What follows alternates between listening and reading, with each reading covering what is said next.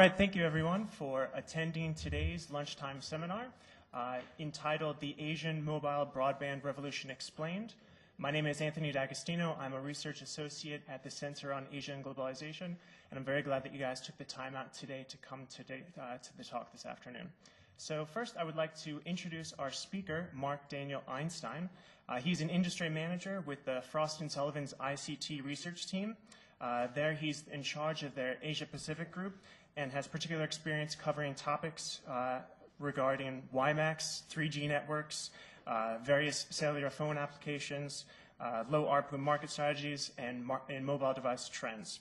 He's worked with a variety of both vendors and operators, including Singtel, SKT, and vendors such as Ericsson and Motorola.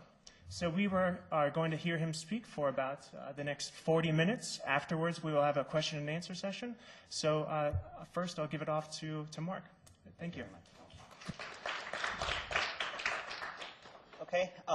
Good afternoon, everybody. My name is Marc Daniel Einstein, and as mentioned, I'm the industry manager for mobile and wireless communications for the Asia-Pacific region. I work for Frost & Sullivan, which is a market research and consulting company. I'm really happy to be here today. The last time I spoke at university, I was in university, and these days I'm more used to being yelled at by angry South Korean executives, so this is a nice change of pace. But I am delighted to be here, and I think in 40 minutes, I want to really kind of drive home 3 key points. The 3 points are, I want to show you how telecommunications growth has really flourished in the Asia-Pacific region. The second thing I want to do is I want to explain a little bit about how mobile technologies work and where they're going. We've all heard of the iPhone 3G and whatnot, so I'm going to explain what's the difference between 2G and 3G and eventually 4G.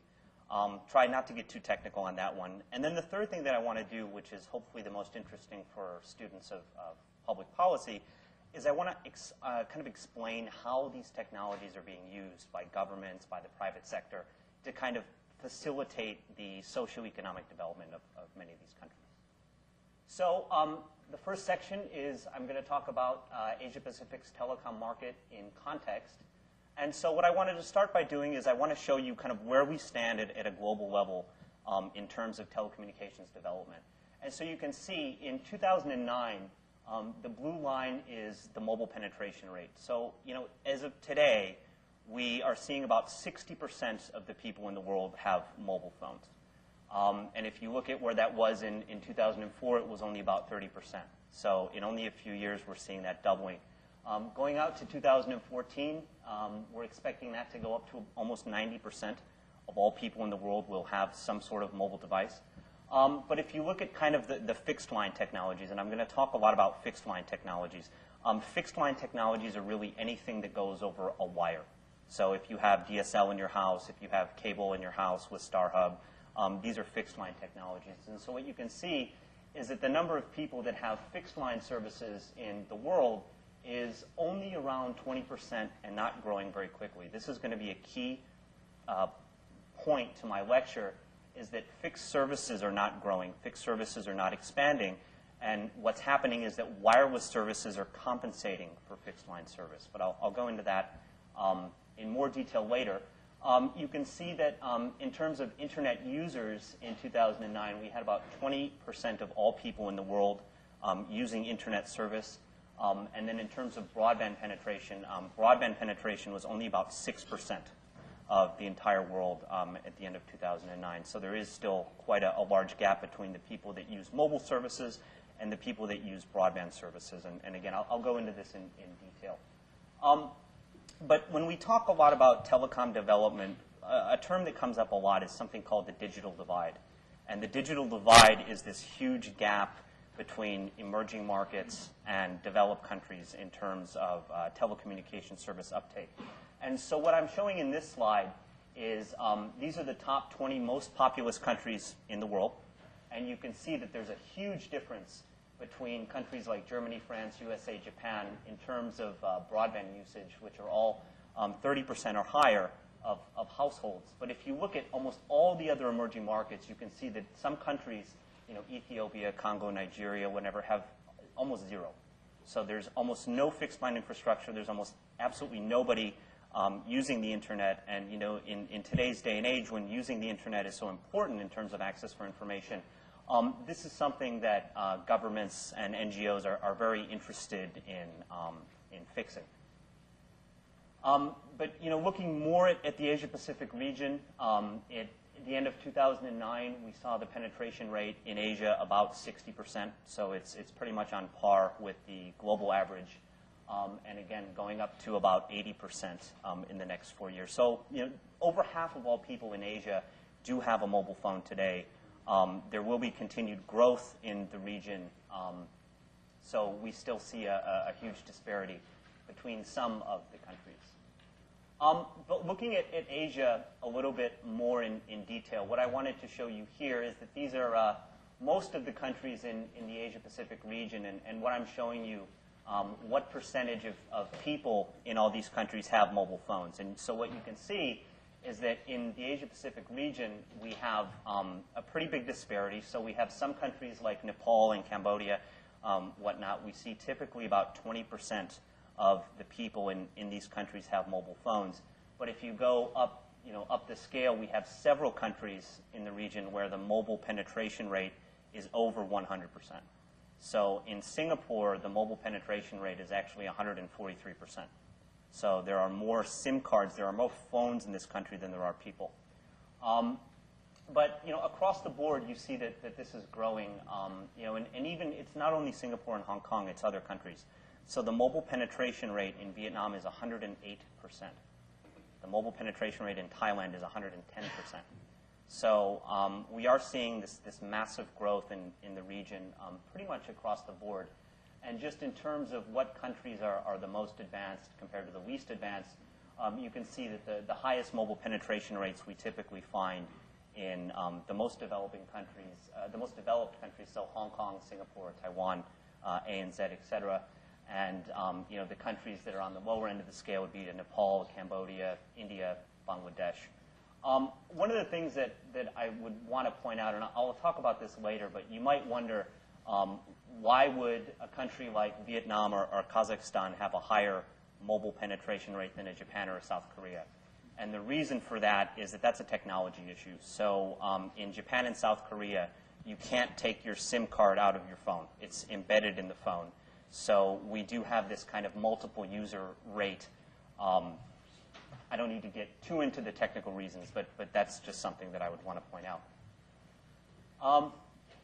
And so I showed you the mobile growth, but this is the fixed line growth. So this is the percentage of fixed lines there are in a country compared over the years. And what you can see, there's two things that are very different about this slide compared to the mobile penetration slide. The first thing you can notice is that we're not seeing very high growth rates at all.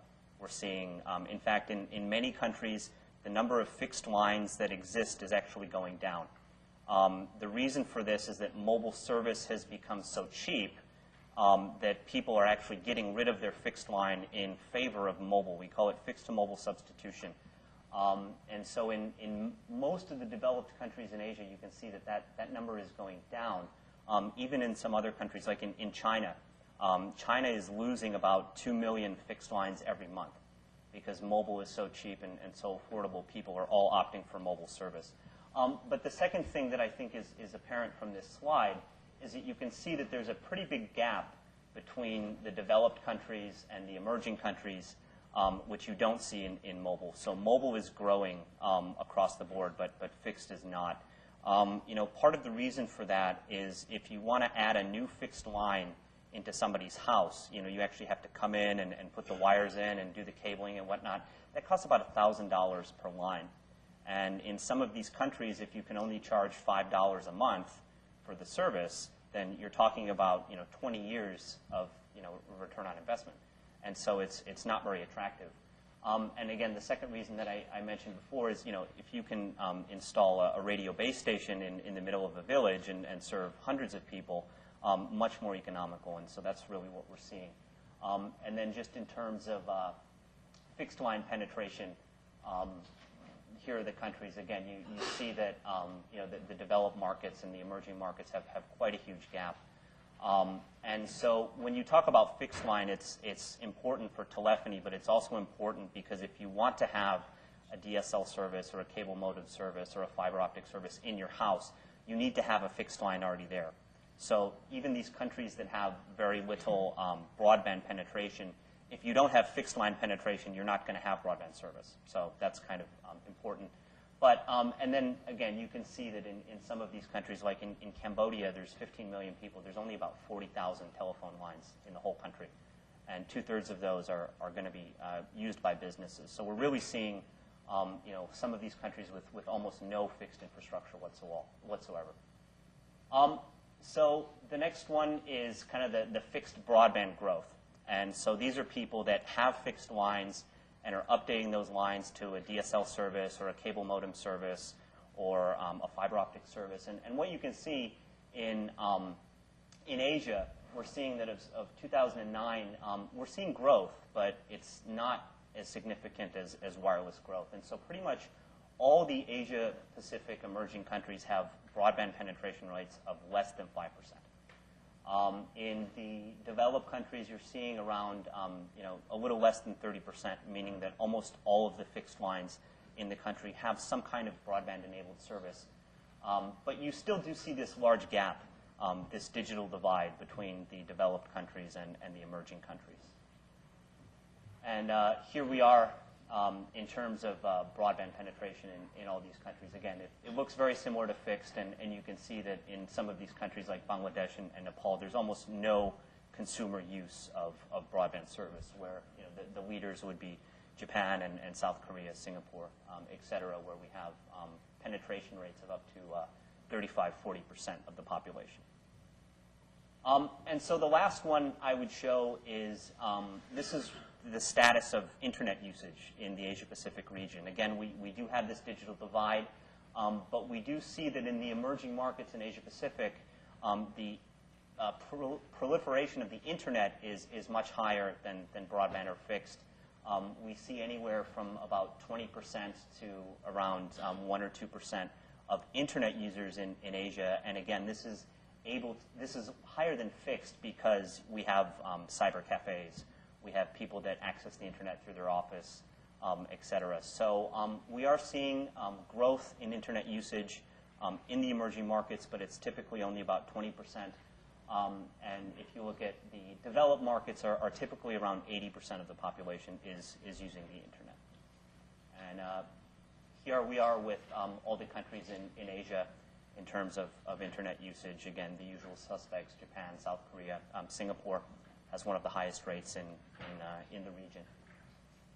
And so kind of the point that I wanted to make earlier is that when you talk about penetration rates and growth and whatnot, you have to be a little bit careful because what we typically see is that many SIM cards that are not active are still considered as part of this penetration. And so like I mentioned earlier, in Japan and South Korea, the mobile penetration rates are only about 90%, whereas in Singapore or Hong Kong are both above 140%.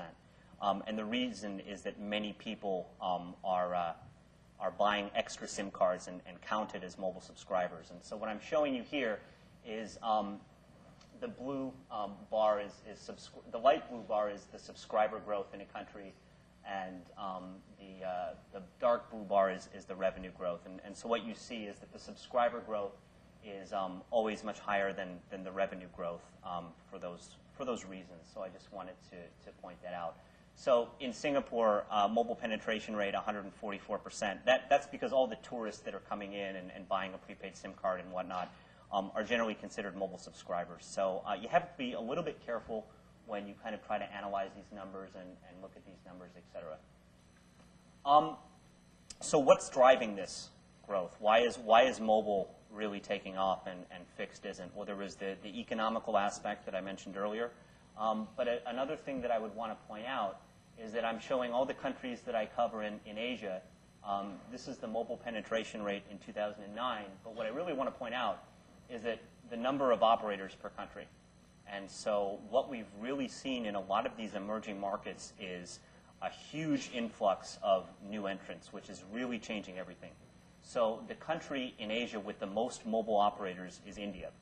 India this year has 14 mobile operators. They're going to have another one soon. So there's going to be 15 mobile operators in India. And that competition is really driving down the price of service and making it more affordable. So actually, just recently in India, there's been a price war with the mobile operators. And the prepaid tariffs in India are now below 1 US cent per minute. And so, again, this is making it very affordable, and we're seeing things grow very quickly. But, you know, India is not the only market like this. Indonesia has 11 mobile operators right now. Cambodia has 9 mobile operators for only 15 million people. Vietnam has 7, Bangladesh, Pakistan, et cetera, all have, 6 plus. But if you look at the developed markets, you're seeing not as many. So Singapore, of course, has 3 operators. South Korea has 3. Japan has 5, et cetera. Malaysia has 3. Well, Malaysia has 4 now. But so I think it's this competition that is really changing everything. And these price wars are resulting in higher adoption rates. So, you know, because of this competition in India, India is adding 12 million mobile subscribers every month. So just really amazing growth driven by private sector competition. This is a little bit more on the business side of things, but I also want to show you kind of what's going on in terms of industry revenues. And so what I'm showing in this slide is on the y-axis, I'm showing that the average revenue growth rate in all the markets in Asia-Pacific from 2008 to 2014 compared to the mobile penetration rate. And what you can see is that there are a lot of countries in the region like China, Bangladesh, India, Cambodia, that are growing at double-digit revenue rates every year, or expected to grow at double-digit rates every year for the next 5 years. But the flip side of that is that we actually have some markets like Japan, Hong Kong, Taiwan will be there very soon. They're actually getting smaller every year because what's happening is that the service penetration is saturated, competition is driving down prices, and so we actually have some markets that are declining in terms of revenues. And I think that the key implication for that is that, you know, operators in these countries need new business models. They need to be in new areas. And that's why people are looking at mobile broadband to do bigger and better things with. And I'll talk about that later. But I wanted to share this slide with you. And then another thing, this is a little bit on the business side, but what I wanted to show, again, is this is the EBITDA margin. So it's kind of a rough indicator of profitability in the sector. And this is the ARPU. And ARPU is a term that we use in the industry, which is the average revenue per user per month. Okay? And so I just wanted to point out that you can see that, you know, the most profitable operators in Asia, which have EBITDA margins of 60% or above, are actually all in the emerging markets. So people in the Philippines or Indonesia, Smart is from the Philippines, Telkomsel is Indonesian, Globe is also from the Philippines, and Grameen is Bangladeshi. So what you can typically see is that people that are spending $5 a month per their service on average, the carriers are making more money than people in KDDI, NTT Docomo, Telstra. Well, KDDI and NTT Docomo are Japanese. So the lower a consumer spends per month on their service, the more profitable an operator is. And the more somebody spends on their phone, the less profitable the operator is. A big part of that is because operators in developed countries subsidize handsets, where operators in emerging markets do not. That's part of it. But I just wanted to point out that, you know, all these emerging markets, there's money to be made there.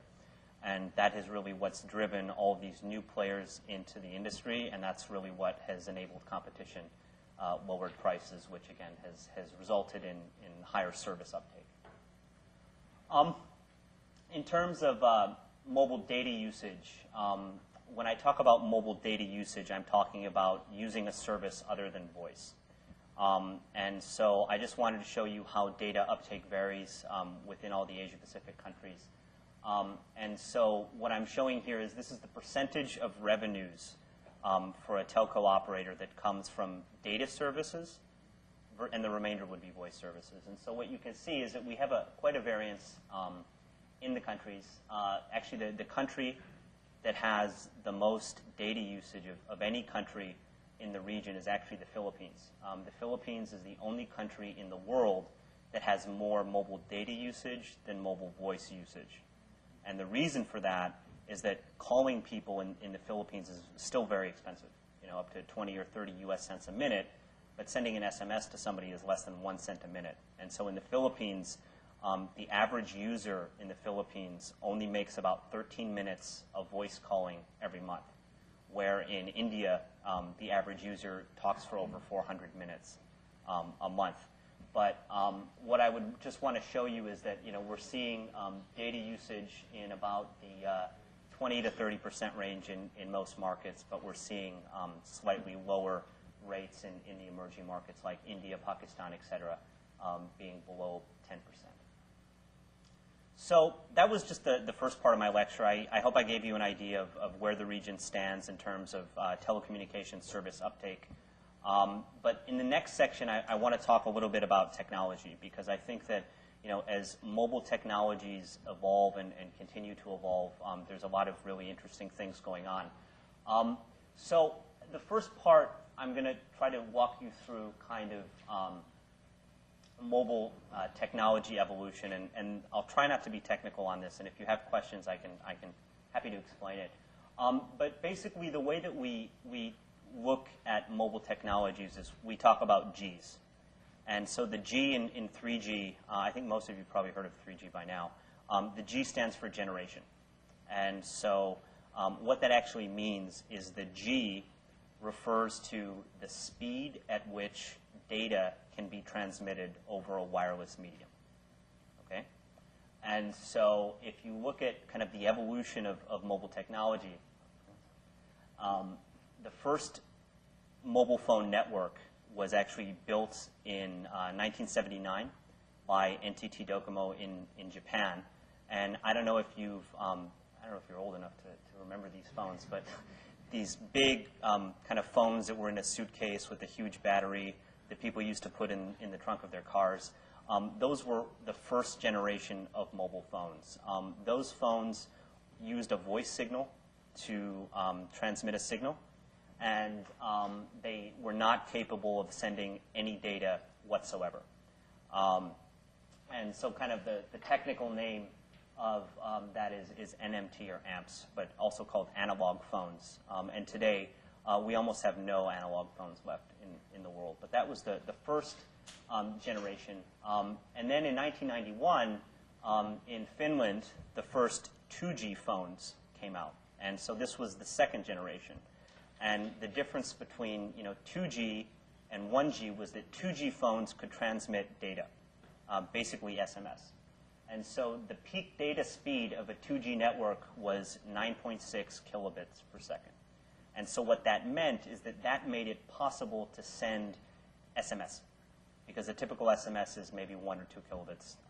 And so in 1991, 2G happened, and the common names for 2G are GSM and CDMA.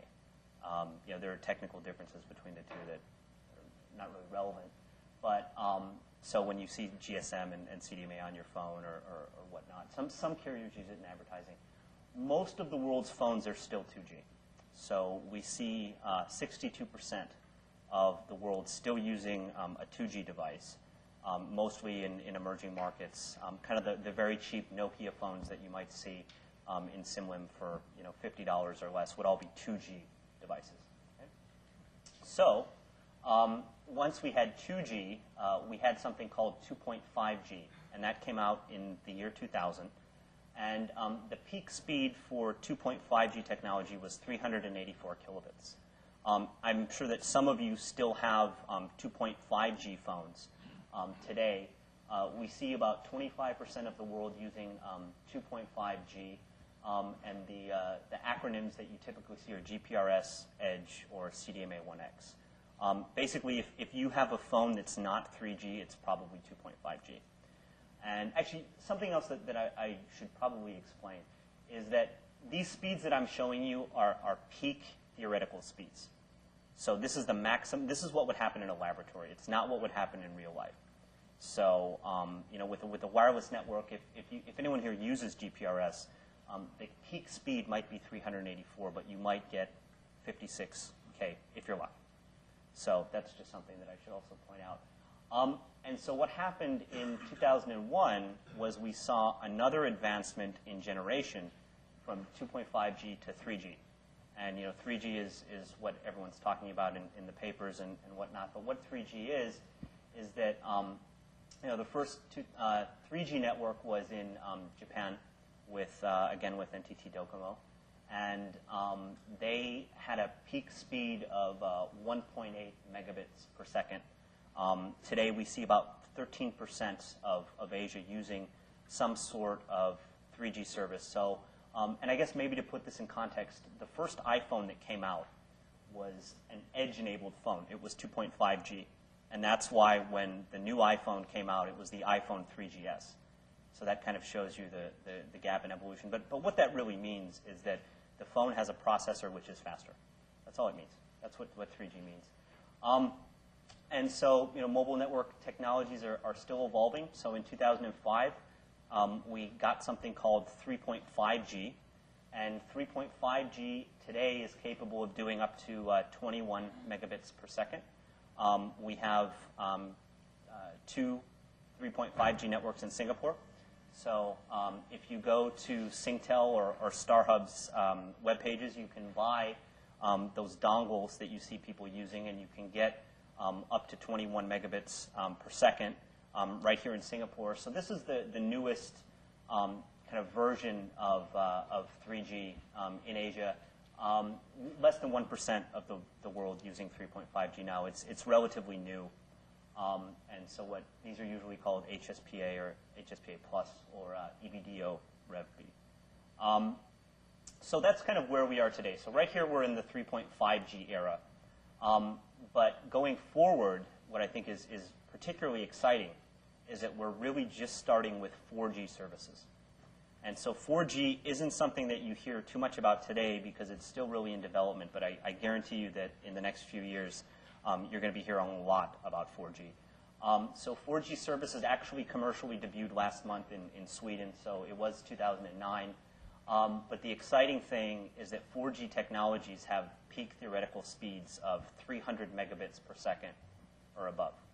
So if you're using an iPhone today in Singapore, maybe you can get 1 or 2 megabits per second in a real life environment. But with 3G, with 4G, you're going to be able to get 50 megabits per second on a phone, which I think is quite amazing.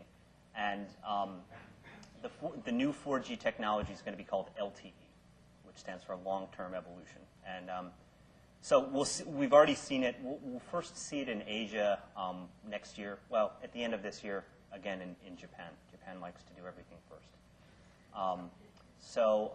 And we would probably see 4G in Singapore probably 2011, 2012. So again, this is just showing you what's a typical device for these technologies. So the 1G, kind of the older phone that I was talking about. A basic 2G phone would be like the Nokia 1100. 2.5G phone would be like Motorola Razr, iPhone 3GS. 3.5G, we don't have too many handsets yet, but today you can buy laptops that are embedded with 3.5G. So anywhere within a mobile network, you can get on the internet and kind of have Wi-Fi kind of coverage. And again, 4G is still just the dongles. So 4G handsets, again, are probably going to take another 5 years to commercialize.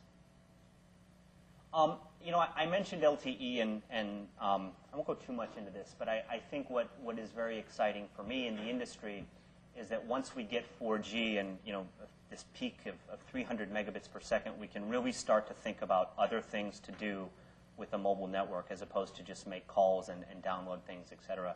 And so there's a lot of interest in using LTE 4G technology to do a lot of interesting things. And so one of the things that people are trying to do is live video conferencing over a 4G network.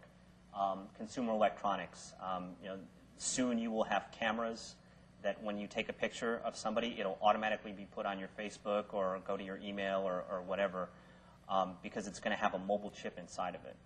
Consumer electronics like Sony, pretty soon your PlayStation will be mobile network enabled, so you can put it anywhere you want in your house, and you can still do online gaming and that sort of stuff. Telemedicine is a big one. They're already doing a little bit with this, but you might have a situation where you can go, maybe even from your home, and you can have an appointment with your doctor, and if you have a rash or whatnot, you can show it to your doctor as if you were standing right next to each other. And so that has implications for emerging markets, for developed markets, et cetera. Telematics, things like using location-based services, payments and whatnot, I think is something that we'll see a lot of, and also digital signage. So you might have billboards which are actually mobile network enabled. So it doesn't need a fixed feed. It can have a wireless feed. And actually in Japan and South Korea, they're doing some really interesting things with this. So in Japan and South Korea, they're actually doing a lot with facial recognition software. So if you look at a billboard, it can actually tell if you're a man or a woman, and it can tell what race you are and whatnot, and the advertising can actually be targeted based on who it thinks that you are. So really interesting things ahead with kind of this 4G LTE technology. Again, I think that something that has really changed the industry is the growth of smartphones. Smartphones are having massive growth. We're seeing about only 15% of the world's shipment be smartphones. And when I mean smartphone, I mean basically an internet-enabled phone with a large screen, so like a BlackBerry or an iPhone, et cetera. But these are just some examples of kind of the impact that smartphones are having. I'm very thankful for smartphones because before the iPhone and whatnot, people really had no idea what I did, and when I would talk about 3G, they get confused. But I think that the smartphone boom has really caused a lot of people to embrace 3G technology. I was very shocked when my father in the U.S. called me because he couldn't configure his Wi-Fi on his iPhone. And he's in his 60s, so smartphones are something that are being really used by everybody. My mom's using a BlackBerry now, which I just really can't get over. But smartphones are being adopted by everybody, which again is driving people to use these 3G and 2.5G technologies that I talked about. If you look at 3G in Asia, I made this chart of all the operators in the region that are using some kind of 3G, or that have a 3G network. So what's interesting about Asia is that if you look at the countries in red, these are the countries that have some sort of 3G network in service. So by the end of 2009, almost every country in the region had some sort of 3G network. So China got 3G last year, a lot of growth in the Chinese market. India has 2 operators that are offering 3G service. The others are going to be bidding on 3G licensing very soon. So mobile broadband technology is something that is available to most people in the region today, an important point. You can see that North Korea is covered in red. That's not a mistake. North Korea has a 3G network even. I mean, the people there aren't allowed to use it, but but you can see that really the only countries in Asia now without a 3G network would be Pakistan, Nepal, Bangladesh, Laos, and Myanmar. So the vast majority of countries in Asia do have some sort of 3G network now. But in terms of 3G usage, you can see that there's quite a variance in terms of kind of network uptake across the country. So Japan is #1 for 3G.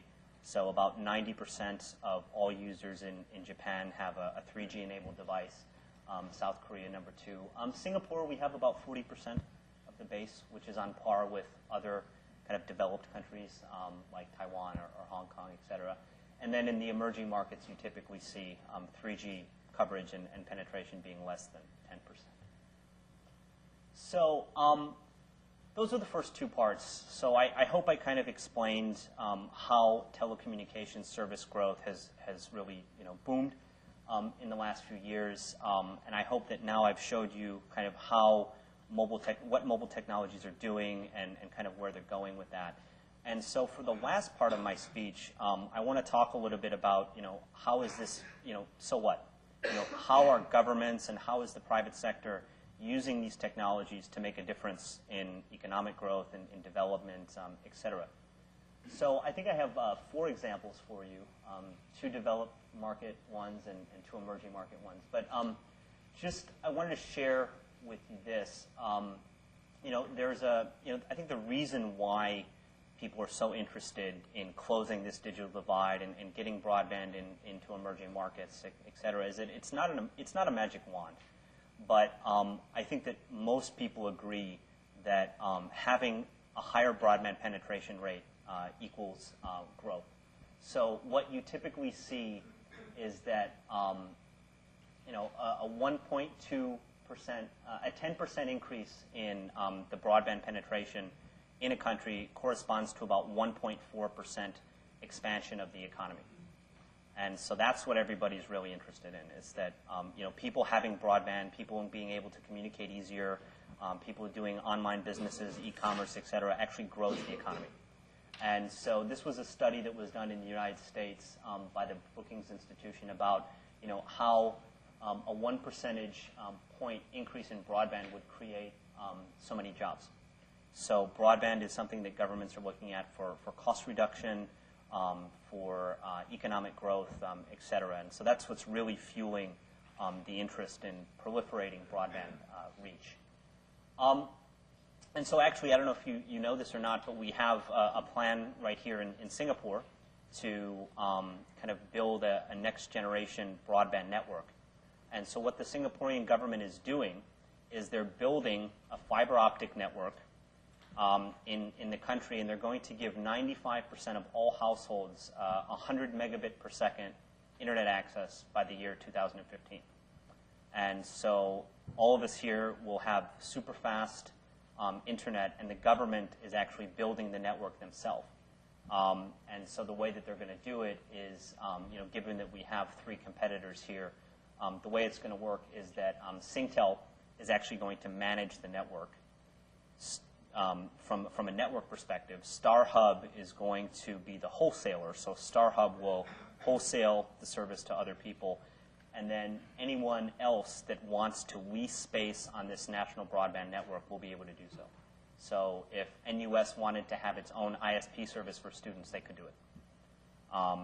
But the point is that we are seeing kind of the public sector come back into the telecom space because they realize that having high-speed internet access can really be quite a boon to the economy. Another example of kind of 3G wireless broadband being used in kind of a developed country is that in Australia, in the state of Victoria, they have a program where all of the 700,000 households are going to have 3G-enabled electricity meters in their houses. And so what that means is that a maintenance person isn't going to have to come out to the house and go into your basement and read the meter, because all of the metering is going to be done wirelessly. So there's going to be the same kind of SIM card that you have in your phone in your electricity meter, and the data will just go, without any other interruption. And so obviously, this is we're looking at cost savings. We're looking at a green technology because someone doesn't need to drive a car out to your house and bother you and come down into your basement. And so, machine-to-machine communications is definitely something that, 3G and eventually 4G technologies are going to do. So looking at kind of an emerging market application, I wanted to talk about Grameen. Grameen is a conglomerate in Bangladesh, and they kind of have pioneered this idea of micropayments, et cetera. And so what Grameen has done that's been so interesting is that back when they started what they call a village phone program. And so what Grameen does is for women in Bangladesh that are living in rural areas, they're given a micro loan to buy a phone for $20 or $30, and they're also given a micro loan to buy a postpaid or a contract account. And so these women are given a loan and they're given a phone. And what they do is in their villages, they walk around and they knock on people's doors and they say, "Excuse me, would you like to make a phone call?" Because if you make a phone call with me, because I have a contract, it's cheaper than going to a store and buying a scratch card and making a call. So the difference between a prepaid rate and a postpaid rate is her margin. Okay? And so there's 270,000 women in Bangladesh who are doing this. The service has raised over $100 million so far. And the women that use these phones have a higher revenue per month figure than business users in the country.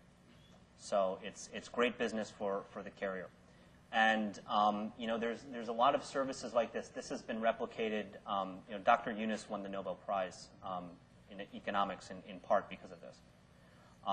And so you know, this has been replicated in Africa. This has been replicated in other countries. But I think that this is a great example of how, you know, mobile telephony can really empower people, empower women, and it's not a charity. It's a business. It's a profitable business. So, you know, and that's what sustainable development is all about. The last example that I'm actually going to show you is from Kenya. It's not in Asia, but I think that this example is so worthwhile that I want to point out. I want to point it out. In Kenya, there's a mobile payment service called M-Pesa, which is phenomenally successful. And so what it is, it's a really simple SMS-based payment service. And the idea behind it is, if you look at Kenya, about 19% of people in Kenya either have a bank account or have access to a bank account through a friend. But if you look at the number of people with mobile phones, it's either 48% of the people either have a mobile phone or has a friend that does. And so this whole idea of banking the unbanked has become very popular as of recent, because there are a lot of people that have a mobile phone, but they don't have a bank account, so they're putting their money at home. They're hiding it under the bed or whatever. And so a lot of people have said, well, why do we have to, you know, why should people hide it under their bed when they can actually have it on their SIM card? And so this kind of led to this mobile payment service called M-Pesa, which has been phenomenally successful. M-Pesa has about 8 million users now, which is half its subscriber base, which has been really phenomenal uptake. But what I think is even more interesting is that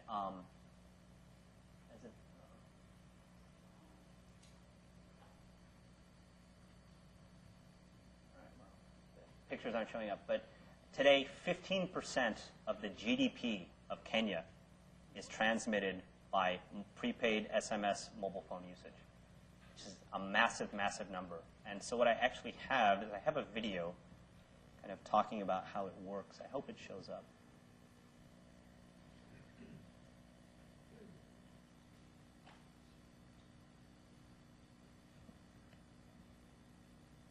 Back in as early as 2005, Vodafone had someone here in Kenya starting to pilot the service. It's giving access to the unbanked for probably the first time to a financial service, and it's the beginning.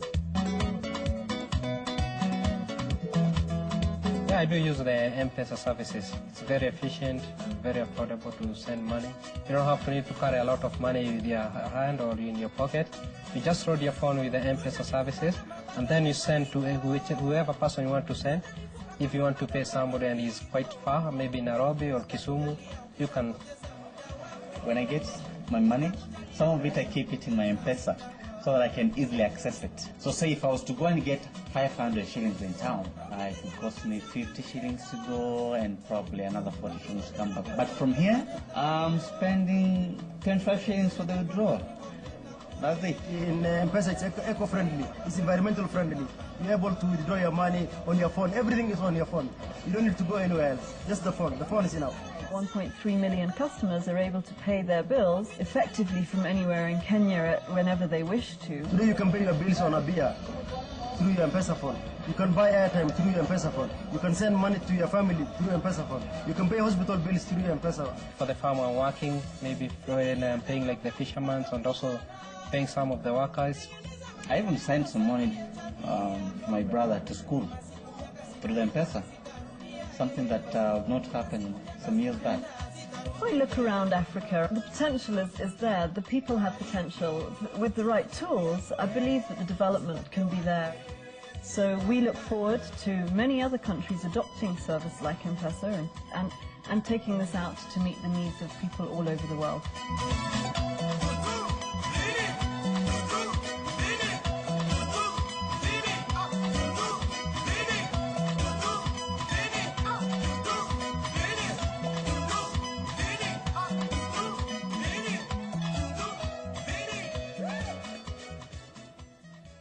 So that's just kind of an example of how just having mobile phones can really change the economy and kind of make life easier for people. I think you heard in the video the guy said that, you know, I can send money to my brother to go to school with my mobile phone now. I can buy a beer with my phone now.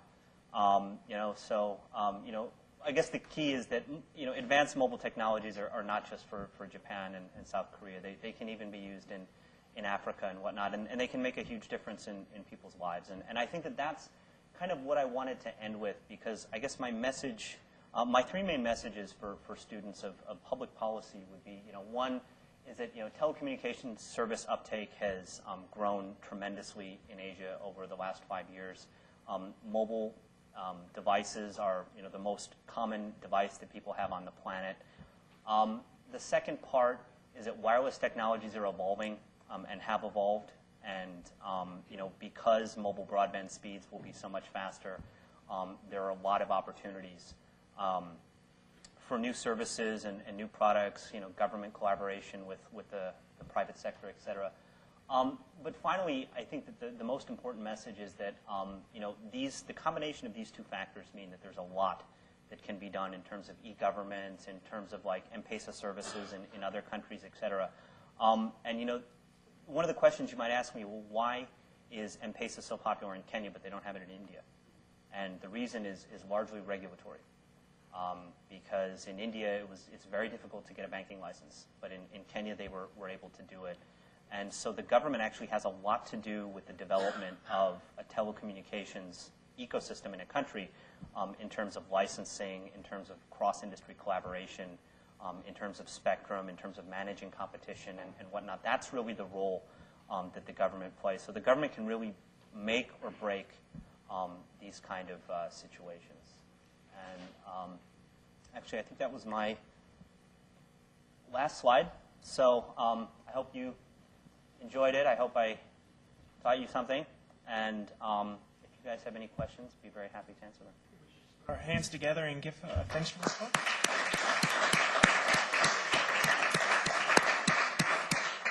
And thank you very much for that very comprehensive talk on the current status of mobile access and broadband service in the Asia-Pacific region.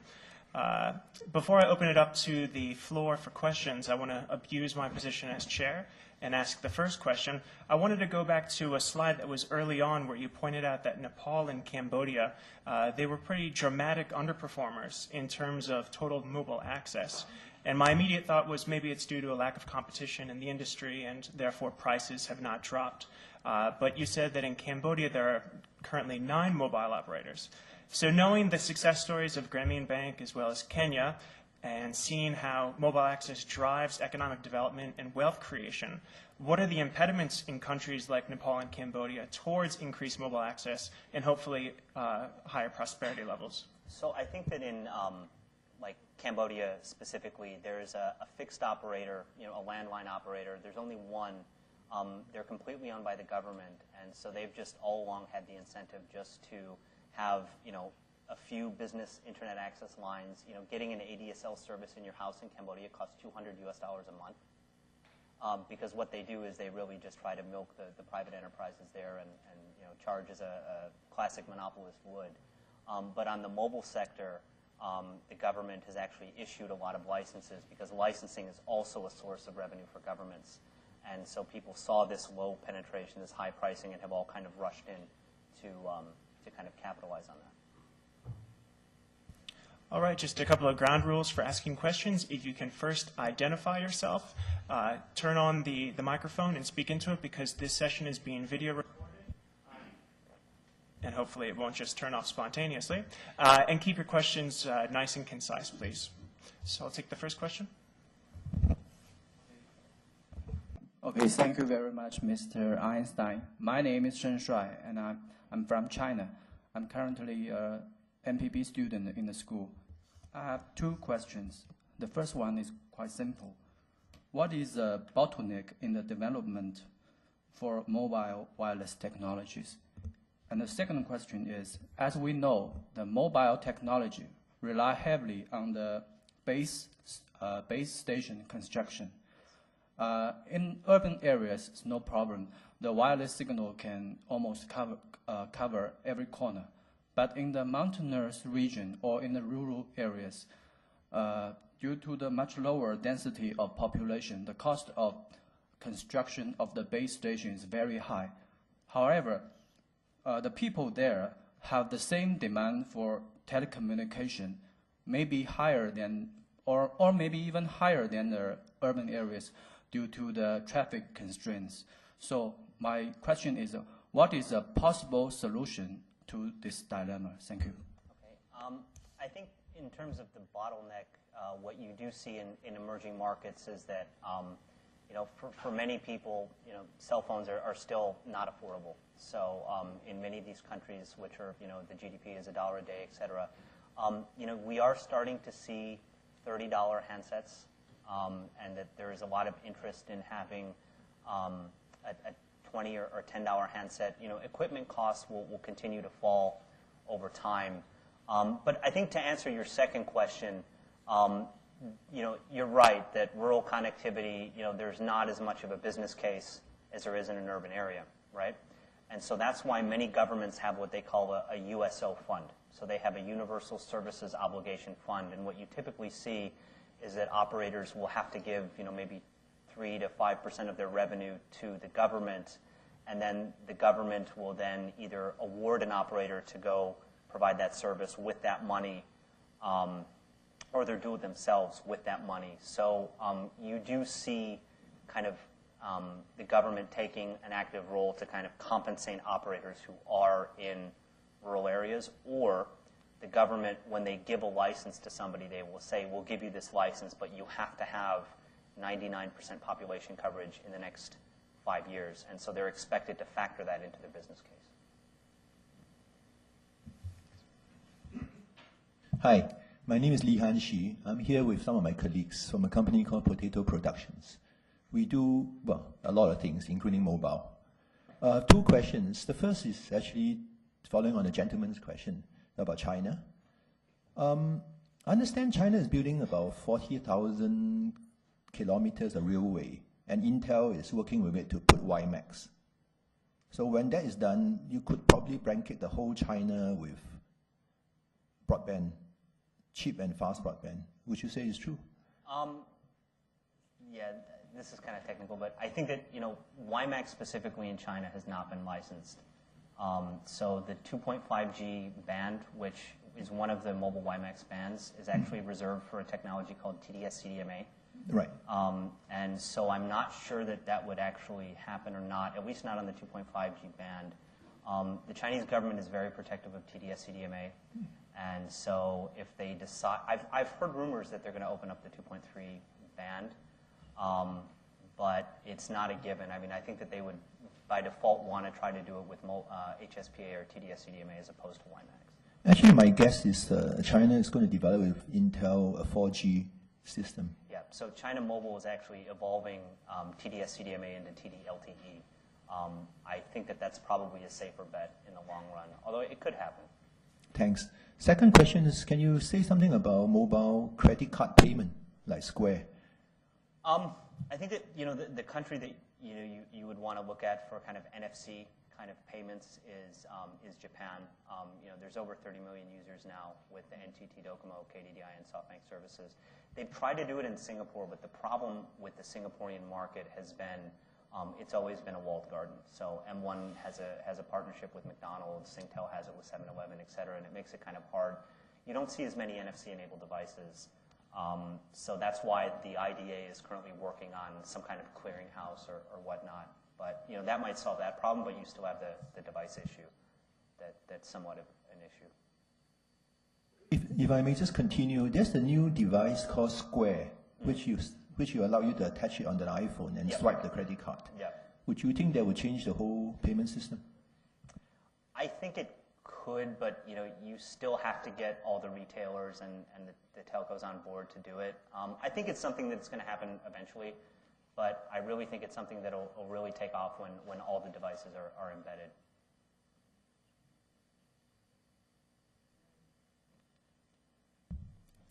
Mark, thank you very much. I've got a simple question. A question in the context of technology-wise. My name is Ice, just a layperson. Would you care to enlighten us with regard to clear distinction in terms of the advancements of the satellite technology? Okay?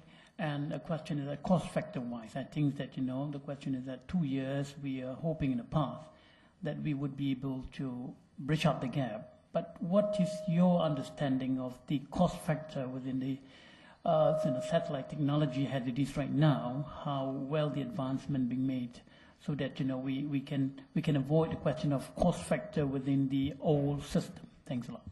Yeah, I think that when you talk about the satellite business, many years ago there were some people that thought that satellite technology was actually going to be the major mobile technology with Motorola's Iridium project and whatnot.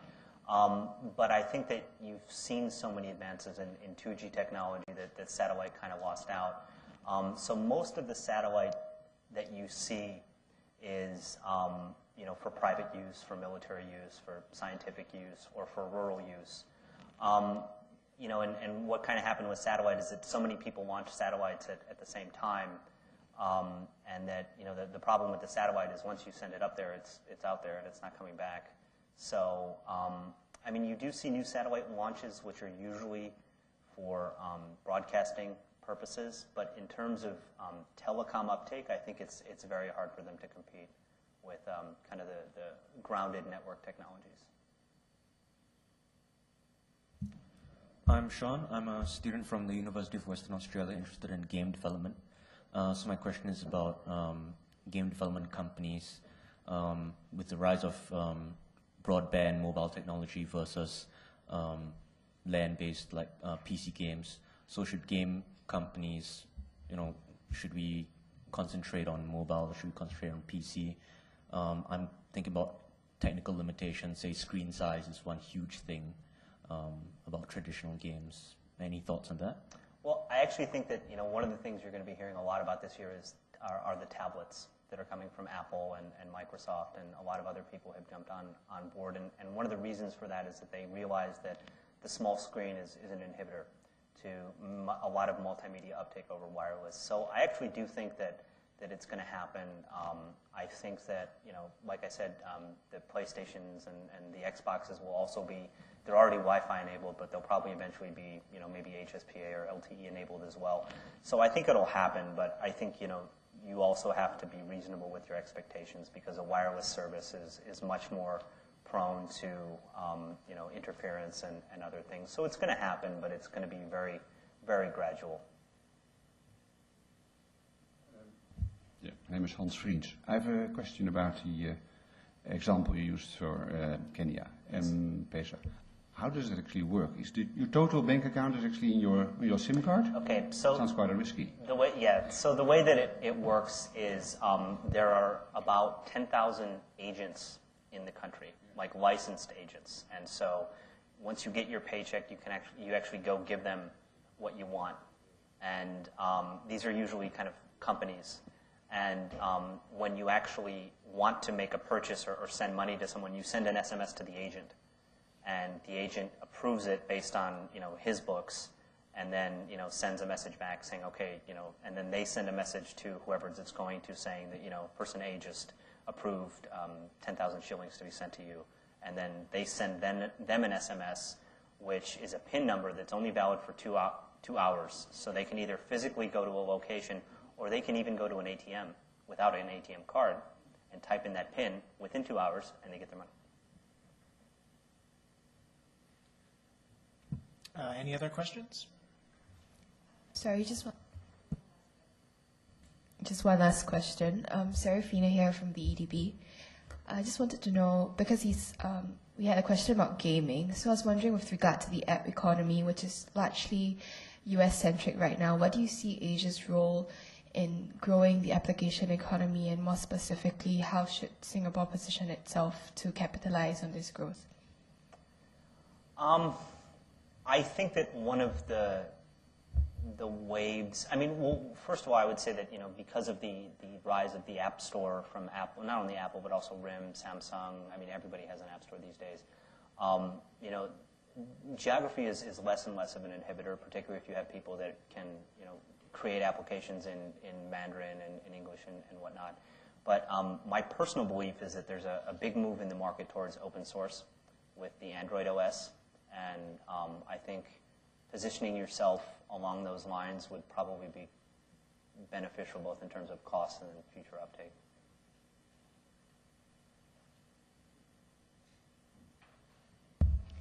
Zinat Hassan, Research Associate here at the Information and Innovation Policy Research Center.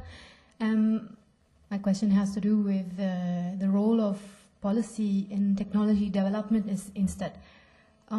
If we go back to the slide where you listed year of introduction and generational mobile technologies, there is almost a decade gap between 1G and 2G, but subsequent, it's 4 years or 5 years, and that might have to do with amelioration of relationship between industry and regulatory authority.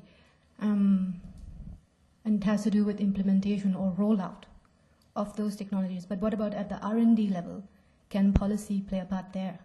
I think that it can. What you typically, I think that the best way to look at it from a regulatory perspective is that, different technologies use different frequency bands to operate, right?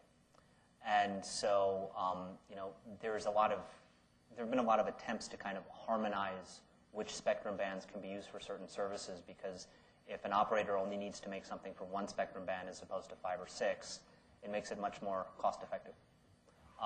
But we don't see so much global coordination on this issue as I think there maybe should be.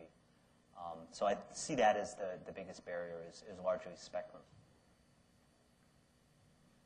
Yeah, Jonathan Gould, I have a question on your comment about the IDA and the development of an infrastructure for the NFC.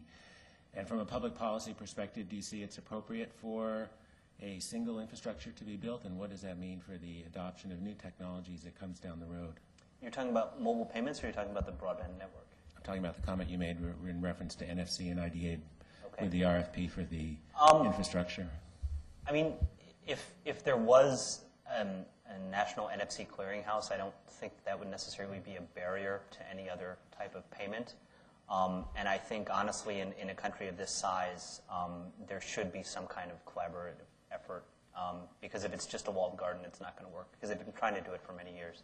Okay, well, I don't think what the IDA is tendering is a clearinghouse. It's an infrastructure development, not a clearinghouse. So what kind of infrastructure? It's the infrastructure to pass data back and forth, and how it's done. I think that's the National Broadband Network. No, that's the NFC project. Okay. It's not a clearinghouse for payments, but okay. Anyway. Any other questions? Okay, well, if not, then we can close this session. And I want to thank Marc again for a very informative talk and for everybody to attend it. Thank you.